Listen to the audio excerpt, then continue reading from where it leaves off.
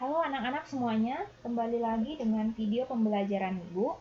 Kali ini kita membahas menggunakan rumus-rumus pada cermin cekung. Nah, apa aja sih rumus-rumus pada cermin cekung? Langsung aja ya. Persamaannya bisa berlaku pada cermin cekung maupun cermin cembung. Artinya gini, rumus-rumus nanti yang akan kita gunakan pada cermin cekung itu bisa kita gunakan untuk cermin cembung. Jadi kalau kita udah bahas nih, tahu cara menggunakan rumus cermin cekung, maka nanti kalian belajar cermin cembung itu tidak akan sulit lagi karena kalian sudah memahami, karena rumusnya tetap sama. Oke, untuk rumus-rumusnya ini ya, 1/F sama dengan 1 dibagi S ditambah 1/S aksen. Untuk keterangannya di sini, F di sini adalah jarak panjang fokus. Oke. S adalah jarak bayangan. Jarak benda, sorry. S adalah jarak benda. S aksen dibaca S aksen adalah jarak bayangan. Nah, kemudian rumus yang kedua, kalian juga bisa memakai rumus ini. 2 dibagi R sama dengan 1/S, S itu jarak benda, ditambah dengan 1/S aksen, sama dengan tadi, jarak bayangan. Nah, kalau seandainya nih, kalian mau cari jari-jari, oke, R itu jari-jari ya, jari-jari, nah, yang diketahui fokusnya, jadi kita bisa cari 2 dikali fokusnya, itu nilai jari-jari. Jadi kalau fokusnya 5, maka jari-jarinya jadi setelah dikali 2 jadi 10. Nah, begitu juga fokus. Fokus itu hasil pembagian dibagi 2 dari jari-jari. Kalau jari-jarinya 80 dibagi 2, fokusnya bernilai 40, seperti itu. Kemudian yang perlu kita cari nanti adalah pembesaran bayangan. Seperti yang kemarin kita kan udah melukis bayangan nih. Bayangan di ruang 1, 2, dan 3. Dan hasil bayangannya berbeda-beda. Ada yang semakin diperbesar, semakin diperkecil, seperti itu, atau sama. Nah, pembesaran bayangan kita menggunakan rumus ini. Nah, ada 2 nih rumusnya. Kita bisa gunakan rumus yang H aksen ini, oke, atau rumus yang ini. Oke, sama aja, nanti nilainya juga tetap sama. Oke. Nah, keterangannya di sini M adalah pembesaran bayangan. Nah, kemudian H aksen ada tinggi bayangan. H itu sendiri tinggi benda. Jadi, kalau yang diketahui di soal tinggi bayangan dan tinggi benda, maka kamu pakai yang ini. Tapi kalau yang sudah diketahui adalah S aksen, jarak bayangan dibagi dengan jarak benda itu S ya, maka pakai yang ini. Nah, di sini kan ada nilai mutlak nih. Nilai mutlak artinya nilainya hasilnya setelah dibagi kalau itu harus tetap positif. Ya. Oke, selanjutnya fokus pada cermin cekung itu selalu bernilai positif. Ingat ya. Selalu bernilai positif. Untuk apa? Cermin cekung aja. Karena cermin cembung fokusnya nanti negatif. Ya. Ingat, fokus pada cermin cekung itu positif. Oke, langsung aja ke contoh soal biar mudah memahami. Ini soalnya. Sebuah benda berada 12 cm di depan cermin cekung yang jari-jarinya kelengkungannya 20 cm. Berapa jarak bayangan? Sebutkan sifat-sifat bayangan dan berapa pembesaran bayangan. Oke, kita lukiskan dulu nih biar paham. Kita menggambarkan secara kasar cerminnya. Oke. Bendanya 12 cm di depan cermin. Ingat, yang bagian ini adalah depan cermin. Sebesar 12 cm. Jari-jari kelengkungan. Jari-jari kelengkungan yang mana? Dari ini. Nih. 20 cm. Berarti dari titik mana ke mana? Dari titik ini sampai ke R ini. Ini jari-jari kelengkungan. Oke. Berarti kita garis dulu ini. Berarti nilainya 20. Oke. Kemudian tertuliskan di sini ruang 1, ruang 2, ruang 3. Nah, dan ini ruang keempat. Ruang 1 dari titik ini sampai ke sini. Ruang 2 dari titik F ini sampai ke R. Ruang ketiga seterusnya setelah dari R. Nah, bendanya di sini dikatakan 12 cm di depan cermin. Nah, kita cari dulu F-nya nih, biar tahu letak bendanya. F-nya, nah seperti tadi kan F itu nilainya adalah setengah dari R. R dibagi 2. R-nya 20. Maka F-nya dari titik ini ke sini, itu adalah 10. Oke. Nah, berarti kalau bendanya 12 cm, kurang lebih dari mana? Berada di ruang kedua di sini. Oke, karena lewat dari R itu tentu lebih besar dari 20 ya. Karena sampai di R ini panjangnya 20. Oke, berarti bendanya kurang lebih di sini. Ya, itu berarti di ruang kedua. Ya, langsung aja kita coba yang diketahuinya. Ini pakai rumus ya. S-nya 12. S itu jarak benda. Jarak benda. Ya, bendanya berada 12 cm, berarti jarak benda. Nah, R-nya jari-jari disimbolkan dengan R. Kemudian yang ditanya itu S-aksen. Kemudian pembesaran. Kemudian sifat bayangan. Oke, kita ngejawabnya satu-satu dulu ya, mencari S-aksen. Pakai rumus apa? Nah, kita pakai rumus yang ini. Nah, lanjut aja langsung. Nah, kita salin dulu yang diketahui tadi. Oke, yang ditanya kan S-aksen. Nah, M. Nah, kita pakai rumus yang mana kira-kira? Kan ada R nih. Nah, kalau ibu menyarankan kita pakai yang ini. Nah, yang 2 dibagi R sama dengan 1 per S tambah 1 per S aksen. Oke, biar jangan mempersulit. Nah, ini dianya. Oke. Nah, kan kita mau cari S aksen nih. Mau cari S aksen. Maka, oke, yang 1 per S ini kita pindahkan ke sebelah kiri. Ke sebelah kiri, ke sebelah sini dong. Ya. Nah, karena ini positif, kita pindahkan ke sebelah kiri, tentu dia akan berubah tanda. Jadi apa? Negatif. Nah, artinya 2 per R dikurang 2 per S sama dengan S aksen. 1 dibagi S aksen. Oke. Biar kalian mudah, S aksennya kita buat di sebelah kanan aja ya. Oke.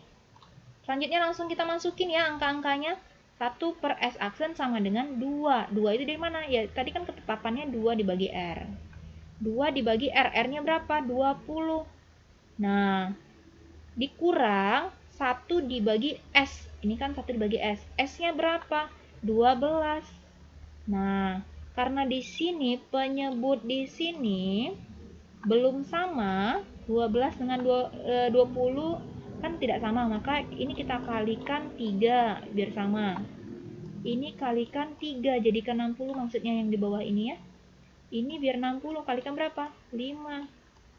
Ini kali berapa? 5. Oke. Langsung hasilnya berarti 2 dikali 3 dapat hasilnya 6. 20 kali 3 hasilnya 60 dikurang 5. Dari mana? 1 kali 5. Kemudian ini 60 dari mana? 12 kali 5. Nah ya, udah berarti yang di atasnya kita kurangkan. 6 dikurang 5 sama dengan 1 per 60. Ingat penyebut tidak boleh kamu kurangkan. Oke, kemudian ini kita balik nih. Karena kita mau cari S kan, S aksen, maka S aksen dibalik, artinya gini, S aksen dibagi 1. Hasilnya S aksen. Maka kalau yang ini kita balik, oke, tambahin dulu ya. Kalau ini, bagian ini kita balik, maka ini juga kita balik. Nah, bagaimana cara baliknya, Bu? Nah, nih. 60 dibagi dengan 1. Oke. Tadi kan 1 dibagi 60 nih. Berarti kalau kita balik, 60 dibagi 1. Hasilnya berapa? 60 cm. Nah, berarti S aksennya, S aksen ini sebesar 60 cm. Jarak bayangannya ya. Oke. Selanjutnya, kita masuk menentukan sifat-sifat bayangan dengan pembesaran ya. Sebenarnya tadi ya. Nah, kita buat dulu nih S jarak bendanya tadi kan 12. R-nya 20. Oke, kita coba cari dulu F-nya. F sama dengan 20 dibagi dengan 2 dapatnya 10. Dari mana 20 dibagi dengan 2? Ingat rumus ini. Oke, lanjut. S aksennya, jarak bayangannya tadi 60. Ya, kita cari pembesaran dulu berapa kali. Kira-kira menurut kalian diperbesar atau diperkecil ini bayangannya? Nah, kita lihat nih untuk mengetahui diperbesar atau diperkecil. Nih, S aksennya kan nilainya 60 nih. Ingat, kamu lihat angkanya 60. Kalau seandainya nih di soal berikutnya nanti ada negatif. Nah, kamu jangan lihat negatifnya. Kamu lihat angkanya. Di sini 60. Nah, 60 bendanya itu jarak bendanya cuma 12. 12 dengan 60 lebih besar mana? Lebih besar 60 kan? Sementara 60 ini adalah jarak bayangan. Berarti artinya bayangannya itu mengalami pembesaran. Oke. Nah, diperbesar berapa kali kita pakai rumus ini. Oke, rumus yang mana kita pakai? Kan ada dua itu tadi. Kita pakai rumus S aksen dibagi dengan S. S aksennya nilainya berapa? 60. Nih, dari sini ya. Oke. Dibagi dengan S-nya berapa? 12. Dari sini tadi. Dan hasilnya berapa? 5 kali. Artinya mengalami pembesaran 5 kali. Nah, selanjutnya sifat-sifat bayangan nih. Oke, kita lihat ya. Sifat-sifat, ingat, sifat bayangan. Bayangannya ini hasilnya nih, nilainya. Oke. Untuk mengetahui ini ya, yang pertama nyata atau maya, dilihat di sini. Ibu buat di sini menyatakan dia nyata. Kenapa? Di sini tidak ada hasilnya negatif. Kalau positif berarti selalu pasangannya nyata. Nih S aksennya kan positif, pasangannya nyata. Berarti kalau S aksennya negatif, itu berarti menyatakan maya ya. Oke. Contoh nih, misalkan contoh ya, S aksennya di soal berikutnya, nah itu negatif 10 cm, misalkan ya contohnya. Ini kan ada negatif nih. Oke. Ada tanda negatifnya, yang ini. Maka dia bersifat maya. Nah, ya, negatif itu untuk menyatakan maya atau nyatanya. Oke, selanjutnya, sorry. Nah, ibu menyatakan di sini dianya diperbesar. Kenapa diperbesar? Karena nilai S aksennya lebih besar dari S. Oke, lebih besar dari S. Di sini nilainya 60 S aksennya. S-nya berapa? 12. 12 dengan 60 lebih besar mana? Tentu lebih besar 60 ya. Maka dianya mengalami pembesaran. Sebesar berapa? 5 kali. Nih. Nah, kemudian dia terbalik. Ibu di sini menyatakan dia terbalik, bukan tegak. Kenapa? Ini ibu coret dulu ya. Ini salah nih. Oke. Nah, oke. Kamu lihat aja di sini tadi kan kita sudah dapat menyatakan dia nyata. Pasangan terbalik itu nyata karena dianya nyata. Oke. Tapi kalau dianya tegak berarti pasangannya maya. Nah, karena di sini dianya nyata, S-nya positif, maka dia selalu bersifat terbalik. Nah, itu tadi itu sifat-sifatnya. Kita sudah dapat ya. Nah, seandainya nih kalian cara cepatnya, seandainya di soal hanya menanyakan sifat-sifatnya, caranya seperti ini. Yang kemarin pernah Ibu kasih ya. Oke. Tapi perlu diperhatikan yang kemarin boleh pakai yang kemarin, boleh juga ini yang baru nih. Ibu kasih cara cepatnya, pasangannya. Nah, tolong dicatat ya. Tegak atau terbaliknya bisa lihat dari sini. Oke. Langkah yang pertama, oke. Kita cari buat dulu sketsanya. Oke, fokusnya kita dapat tadi 10 ya. Nah, kemudian jarak bendanya berapa? 12. Berarti bendanya diletakkan di mana? Di ruang berapa? Kita buat dulu ruang 1 itu dari F, dari titik O ke F ini. Ruang 2 yang mana? Dari F ke M atau R. Ini bisa juga kalian tulis R. Ibu ganti R aja ya. Karena di soal itu adalah jari-jari. Nggak apa-apa. Sama aja sebenarnya. Oke, jadi ruang 2 itu dari sini ke sini. Kemudian, ruang 3 yang mana? Yang ini. Nah, karena bendanya 12 cm, maka dia berada kurang lebih di ruang kedua tadi ya, seperti tadi. Nah, selanjutnya, kalau bendanya di ruang kedua, oke, 12 cm Ibu gambarkan misalnya di sinilah bendanya. Bendanya di ruang kedua, nah, 2 ditambah berapa biar hasilnya itu 5? Tentu kita harus tambah 4, ya kan? Artinya, ditambah 3. Kita tambah 3 ya. Aduh, Ibu error nih. Nah, kita tambah 3. Berarti bayangannya di mana? Di ruang ketiga. Nah, bayangan di ruang ketiga. Kalau bayangan di ruang ketiga, di depan atau di belakang? Tentu di depan cermin ya. Kalau di depan pasangannya apa?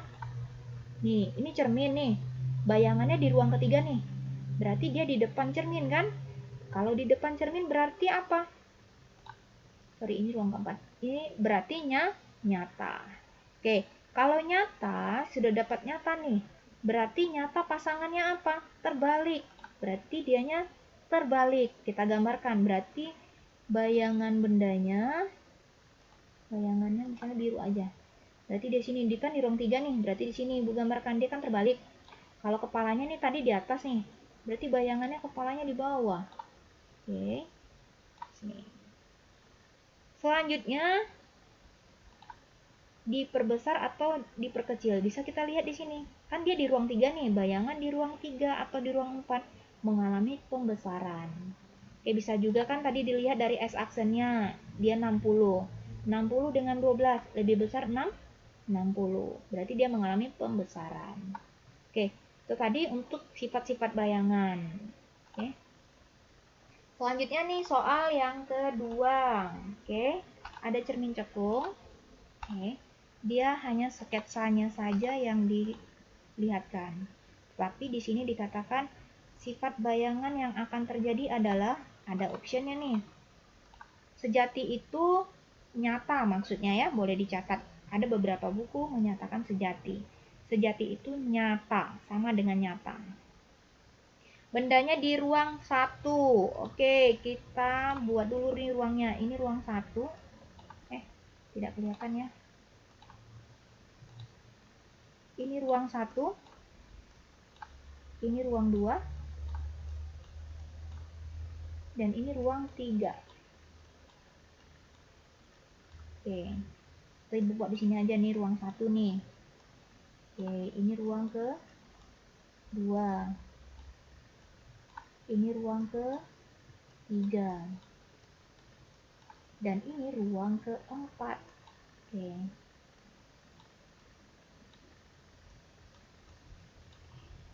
Bendanya di ruang 1. Nah, kita pakai prinsip ini bisa nih. Oke.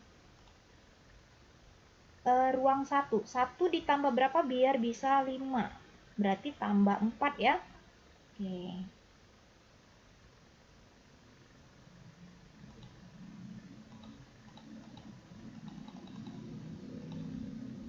Jadi di sini kan. Nah, 1 ditambah biar bisa 5 tentu tambah 4. Berarti kurang lebih bayangannya berada di ruang keempat. Nah, kalau di ruang keempat, dia kan di belakang cermin nih. Kalau di belakang cermin, berarti dia sifatnya apa? Berarti di belakang cermin di sini. Sifatnya, oke, ya. Berarti sifatnya, kita tandai dulu nih. Di belakang, berarti sifatnya maya. Ya, ada maya ya. Oke, kita buat dulu nih maya.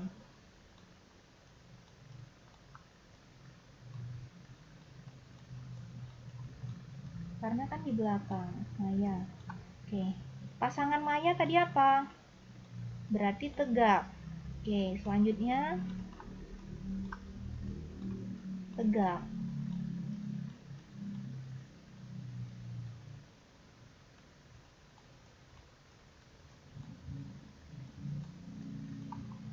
Oke, tegak itu berarti dia gini ya. Nah, nih.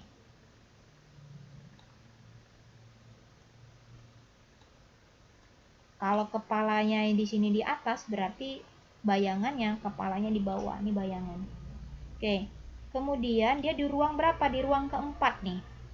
Di ruang keempat itu sifatnya selalu diperbesar, besar.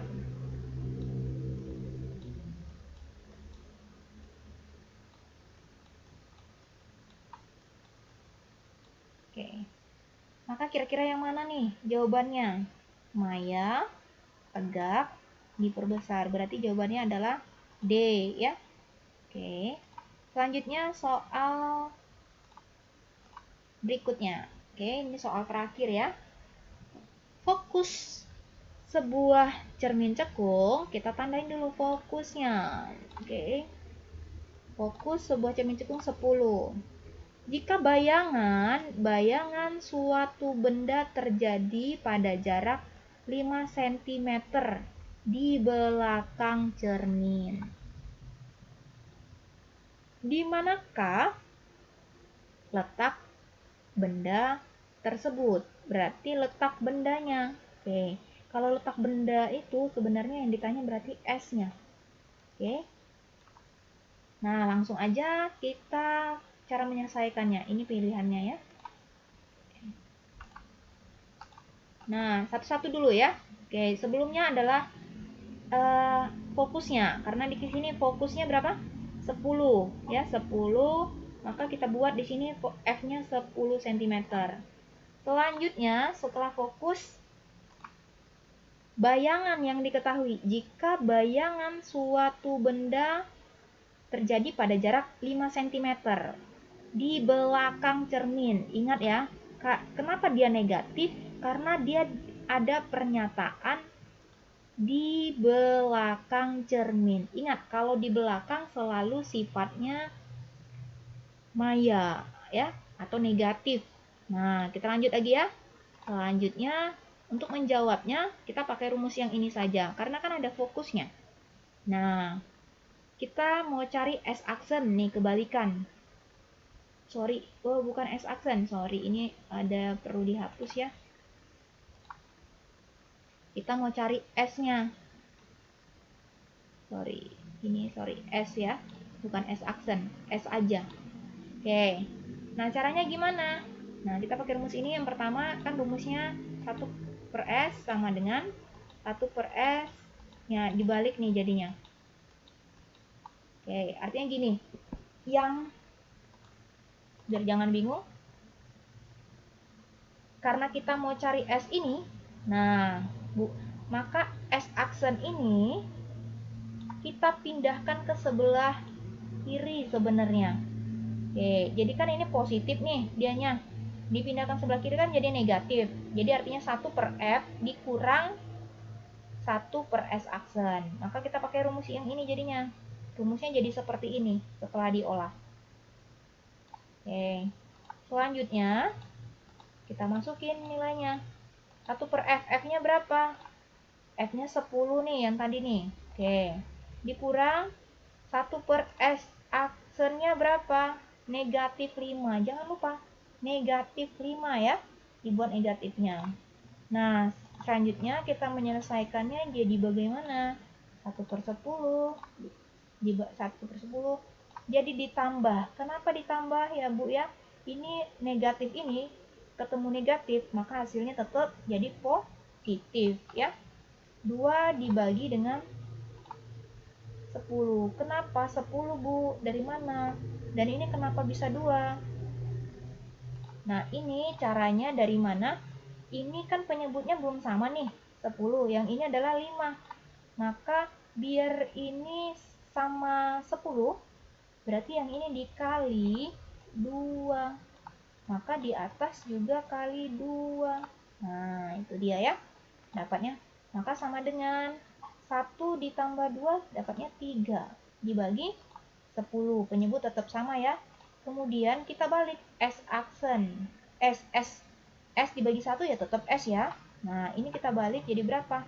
10 dibagi 3. Dapatnya berapa? 3,3 cm. Di depan cermin. Kenapa Ibu bilang dia di depan cermin nih? Di depan. Karena kan positif. Ya. Kalau negatif di belakang cermin. Nah, itu tadi ya. Maka hasilnya jawabannya itu nomor